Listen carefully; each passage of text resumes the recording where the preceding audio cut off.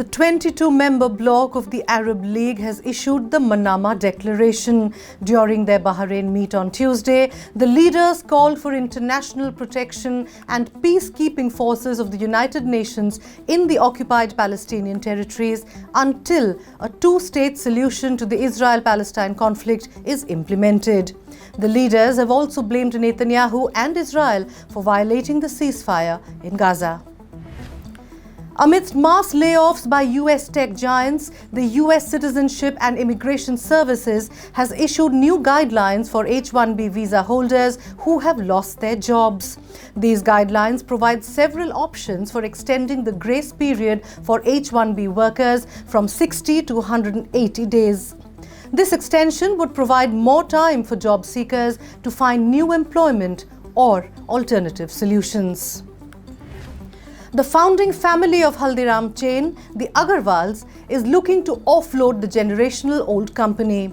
This has started a bidding war internationally amongst Singapore's Temasek, Abu Dhabi's ADIA, Blackstone and GIC consortium.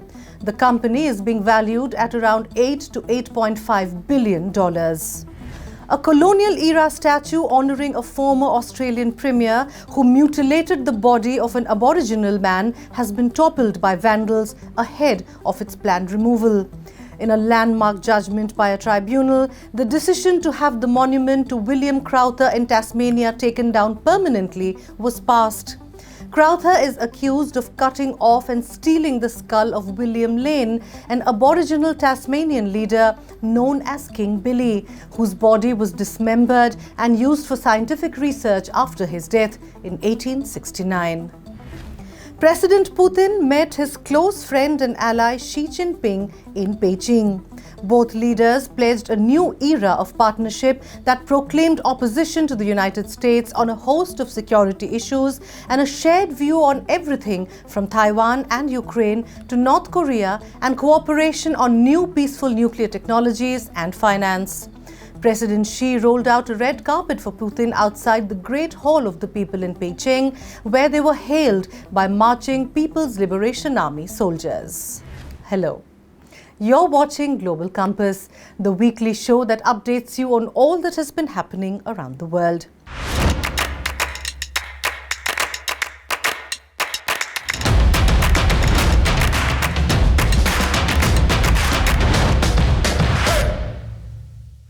In our next segment, let's look into some of the stories specifically featured on Strat News Global. The United Nations has launched a probe into the killing of the first UN staffer by Israeli strike. Ex-Indian Army officer Colonel Vaibhav Anil Kale was working in Gaza when the vehicle in which he was travelling came under attack in Gaza's Rafah. Prime Minister Netanyahu called the attack unfortunate. However, he said this happens in wartime. India and Iran signed a 10-year agreement for running the Chabahar port in Iran. The long-term bilateral contract was signed between Indian Ports Global Limited of India and the Port and Maritime Organization of Iran, enabling the operation of the Shahid Beheshti port in the Chabahar port development project. This attracted warning by the United States on the potential risk of sanctions. In an assassination attempt, Slovakia's Prime Minister Robert Fico was shot 5 times on Wednesday when he was leaving a government meeting in Handlova. The gunman was later identified as a 71-year-old poet. The intentions of the attacker are still not clear, but speculations point out that his far-right political inclination and support for Russia could have been one of the reasons. He is also infamous for his opposition to immigration, same-sex relationships, and anti-Islamic views. Fico is in the hospital but out of danger. Singapore has inaugurated its 4th Prime Minister, Lawrence Wong.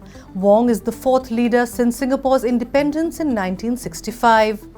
Wong positions himself as a true local, says he is the first Prime Minister in history of the nation to have sung only one national anthem. And a few days before he took over, Wong was seen playing guitar at a pub in Singapore. Take a look.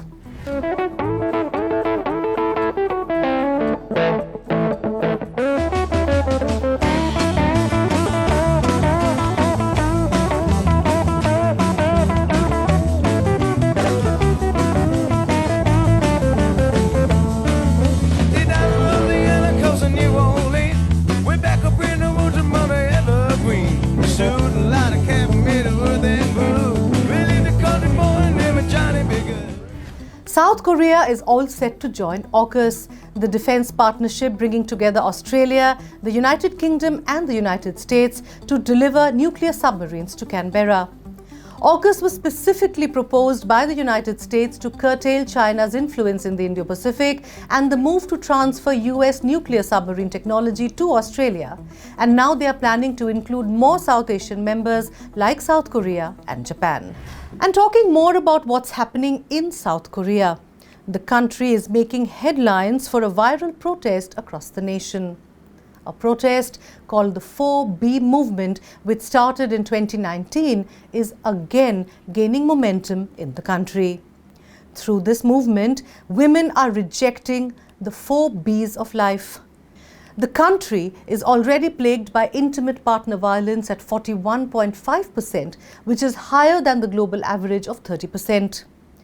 According to a 2021 report, the fertility rate in South Korea is at an all-time low, at 0.8 births per woman. Does this total isolation amidst the population crisis help Korean women set up an example worldwide? To know more about this, we talked to Toronika Roy from the Institute of Chinese Studies. She is also pursuing a PhD in Korean Studies at the Center for East Asian Studies, School of International Studies, Jawaharlal Nehru University. Take a look. How significant do you see this movement? Actually, I really think that before talking about the reforms, it's important for us to understand what is 4B. So basically, 4B and B in 4, it comes from the Korean word P. P means to avoid. So there are four main tenets through this movement, and like four of them, they are no marriage, which is bihon, no childbearing, which is bichulsan, no dating, biyeonae, and no heterosexual sexual relationship, which is bisekseu. And as you rightly said, it's complete isolation of men from all aspects of the life. And basically, this movement, it tries to challenge the patriarchal state and pro-natalist policies, which treats women's bodies as baby making machines. And basically, this movement is in response to patriarchy and misogyny, due to, like, for example, increasing cases of femicides, revenge and dating violence, spy cam crimes. And the unfortunate thing is that the punishment is not very severe, and it's usually like fines and suspended jail terms. So through this movement, Korean women, they're trying to just it's like a response to whatever is happening to them, and they actually feel that Korean men, they are beyond redemption. They are done with dealing with Korean men. And through this movement, there is a hope to bring change in the society, but they are not really trying to change the men. They are not trying to change the mentality. They're just sick and tired, and it's like saying, we are not going to deal with you anymore. We are just not going to have babies. And talking Okay. about the significant, like, reforms, basically their demand is to just treat us like human beings, just give us respect. And one of the most important consequences is declining fertility rates in South Korea. And South Korea has become the country having the lowest fertility rate. And in 2020, South Korea achieved death cross, which meant that country faced more deaths than births. So the condition is not very good. And even this Washington's Institute of Health Metrics and Evaluation, they projected that South Korea's population, which is currently 51 million, can be halved to 26.8 million by 2100. Another important thing which happened is rise of anti-feminism. Actually, even before the movement, around 2014 and 2015, there was this misogynistic and anti-feminist community called Ilwe, which grew in size and prominence. And they thought that women were demanding additional rights and privileges when they already benefited by avoiding country's compulsory military. Since 4B is in response to patriarchy, it has already fueled these pre-existing anti-feminist sentiments. And in 2022, like the current President Yoon, during his election campaigns, he used these anti-feminist sentiments as election strategy to mobilize young men as his key voting bloc, and about 58.7 men in their 20s, they voted for Yoon. And finally he won the election. So it shows there's a gender gap and the gender war which is currently fueling in the Korean society. It's dangerous for society. But okay, moving on to again, not just South Korea, but like we were talking that even Japan has a declining birth rate, and so have you been? Can you give me any perspective on other countries in Asia who are going through something like this, something similar? Sure. Like talking about India, I won't say so. First, we have to understand that even before any kind of movement like 4B, a lot of women, they were just generally not having kids or not marrying because first there are more factors such as education, high cost of living. But this, Yes. because you are giving option to women, you are making them educated, and now you are expecting them to just sit at home and share, not even share, like just do, it's like a double burden on them. Yes. Office work, household chores. So even in India, I have come across cases where women are not getting married, they're not having kids, or delaying their marriage, which is biologically delaying the ability of having kids. But I won't say it's up to that extreme level, because in India we have a very strong family structure. Like there is a family interference or support, you can say. But in Korea, the case is getting like out of hands.